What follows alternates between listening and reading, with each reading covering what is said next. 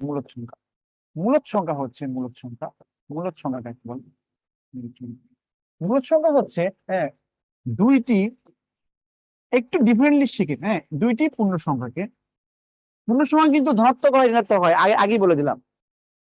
দুইটি পূর্ণ সংখ্যাকে, দুইটি পূর্ণ সংখ্যাকে, দুইটি পূর্ণ সংখ্যাকে আট বা এটা লব, লব বাই হর, লব বাই হর আকারে প্রকাশ করাকে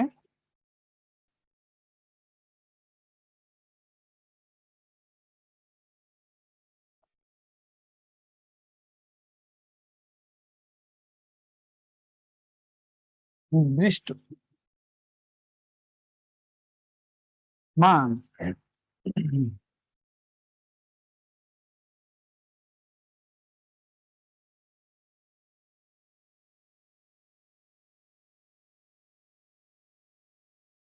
মূলদ সংখ্যা।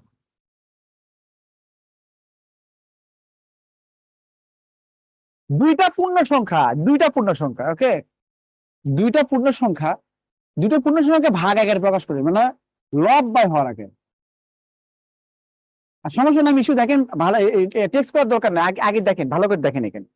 দুইটি পূর্ণ সংখ্যাকে ভাগ আকারে প্রকাশ করলে, যদি দুইটি পূর্ণ সংখ্যা ভাগ আকারে বা লব বাই হর আকারে প্রকাশ করতে নির্দিষ্ট মান পাওয়া যায়, তাকে বলা হয় মূলদ সংখ্যা। ওকে, আই রিপিট, স্যার আমি প্রাইমারি লাইভ ব্যাচে ক্লাস করছি, টিকতে পারিনি স্যার, আমার জন্য দোয়া করেন, এবার টিকতে পারি অবশ্যই, ইনশাল্লাহ টিকবেন, অবশ্যই টিকবেন।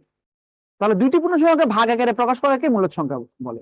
তার মানে দুটি পূর্ণ সংখ্যাকে ভাগ আকারে প্রকাশ করে, ভাগ আকারে প্রকাশ করলেই হবে না, ওটা আবার কি হতে হবে, নির্দিষ্ট মান পাইতে হবে, নির্দিষ্ট মান পেতে হবে। ওকে, উদাহরণ দেখেন, উদাহরণ আপনি দেখেন 1/2 একটা মূলদ সংখ্যা, -3/2 এটা একটা মূলদ সংখ্যা, 4/5 এটা একটা মূলদ সংখ্যা, 1/3 একটা মূলদ সংখ্যা, বুঝতে পারছেন?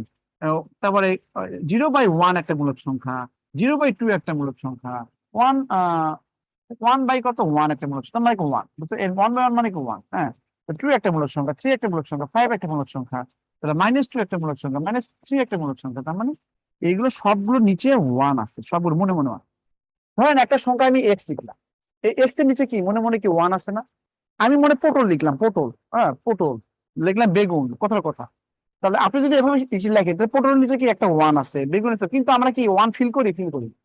মানে প্রত্যেকটা সংখ্যার নিচে কি এক একটা কি 1 আছে, হ্যাঁ, সিঙ্গল সংখ্যা। এই জন্য 2/1, 3/1, 5/1, ওকে, এভাবে। যদি আমি আপনাকে বলি, হ্যাঁ, যদি বলি যে এখানে 2/3 এর উল্টা কত, তাহলে বলবেন কি 3/2 বলবেন। যদি বলি মানে 2 এর উল্টা কত, তখন কি লিখবেন?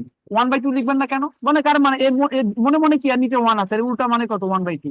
এর উল্টা মানে যদি 3/2 হয়, তাহলে এর উল্টা মানে কত? 1/2 হবে না, তার মানে মনে মনে 1 আছে। তো যাই হোক, তো দুইটি পূর্ণ সংখ্যাকে লব বাই হর আকারে প্রকাশ করে নির্দিষ্ট মান পাওয়া গেলে এটা মূলদ সংখ্যা বলে। এলে প্রত্যেকটা মূলদ সংখ্যা, প্রত্যেকটা কি হচ্ছে মূলদ সংখ্যা, বুঝতে পারছেন? প্রত্যেকটা জিরো কেন একটা মূলদ সংখ্যা, এর মান 0 হয়, 1 লেখা যায়, হ্যাঁ, 0/1 লিখলে কত 0 হয়। কিন্তু আপনি কখন এটা লিখতে পারবেন না, এটা লিখতে পারবেন না, কখন এটা লিখতে পারবেন না, কারণ 1/0 থাকলে, 0 থাকলে এটা বুঝতে পারছেন? এই নির্দিষ্ট মান পাওয়া যায় না, এই জন্য বলছি যে নির্দিষ্ট মান পাওয়া গেলে মূলদ সংখ্যা। পি/কিউ মানে হচ্ছে লব বাই হর, এখন বলছি কি কি নাম নাম আর কি, পি/কিউ মানে লব বাই হর আগে, বুঝতে পারছেন? পি/কিউ মানে লব বাই হর। তো আপনারা তো কঠিন ভাবে পড়বেন কেন, কঠিন ভাবে পড়বেন কেন? মূলদের মূল নির্দিষ্ট, নির্দিষ্ট বলতে বোঝাচ্ছে, এই দেখেন এখানে 1/2 এর মান কত? 0.5 না বলেন? 3/2 এর মান কত? -1.5 না বলেন? ব্যাপারটা বুঝতে পারছেন? এগুলো নির্দিষ্ট মান পাওয়া যায়, একটা নির্দিষ্ট মান পাওয়া যায়, ভ্যালু পাওয়া যায়। মূল সংখ্যার একটা নির্দিষ্ট ভ্যালু থাকে, বুঝতে পারছেন? একটা মান থাকে।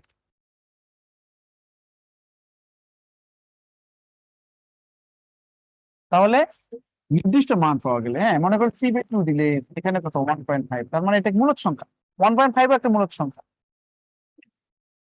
তো মূলদ সংখ্যা, হ্যাঁ, মূলদ সংখ্যা, হ্যাঁ,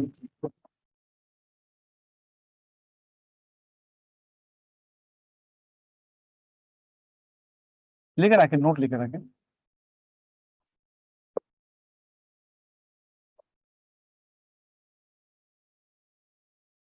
মূলদ সংখ্যার মান নির্দিষ্ট হয়, আবার লেখে নোট। নোট আর একটা কি লিখবেন হচ্ছে, সকল পূর্ণ সংখ্যা, পূর্ণ সংখ্যা, স্বাভাবিক সংখ্যা,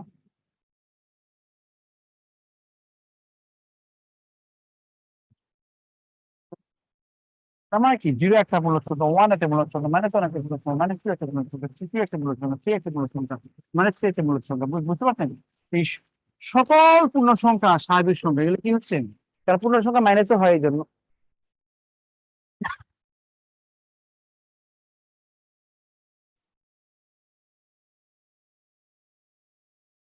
পৌনঃপুন্যগুলো অমূলদ হবে না। পৌনঃপুন্য দুই টাইপের হয়, একটা একটা নির্দিষ্ট, মানে একটা কি সসীম দশমিক হয়, একটা অসীম দশমিক হয়। সসীম দশমিক হচ্ছে কি হচ্ছে মূলদ, আর অসীম দশমিক মানে অমূলদ। ওকে, সাউন্ড প্রবলেম বলছে দেখো তো।